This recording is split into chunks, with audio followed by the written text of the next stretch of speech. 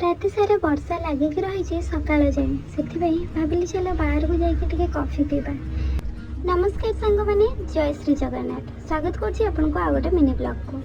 राति सारा जेहेतु वर्षा लगिक रही एवं जाए सका 6टार मत इच्छा है बाहर को जावाई से 6टा धरिकी मुझे बाहर को पलि आसली।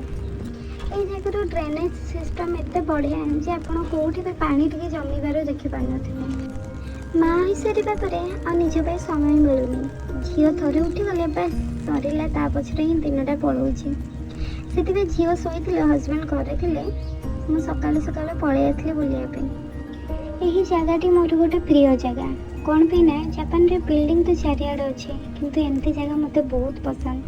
चारिआडे गछ लता ता सांग बसापी किसी जगह थी बास से निजको हजे दिए केते सुंदर लगुच ये फूल सब ना।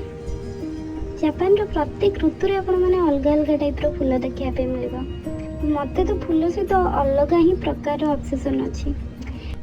तापर मु पळे आसली रिवर साइड को। एई रास्ता रे मु प्राय तो समय मॉर्निंग वॉक करे बट एबे किछि व्यस्तता कारण किछि दिन जाए बंद रखी किंतु आशा कर बहुत जल्दी आउ थे स्टार्ट करेंगे कौन पे ना हेल्थ भी तो बहुत इंपोर्टेंट ना।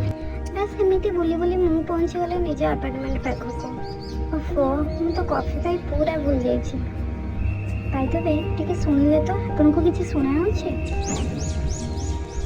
हाँ आज्ञा चढ़ेर ची ची पीपी शब्द टिके शुणी दे फूल सबको भल से देखी मु पुणी थरे चलि निज रूम को।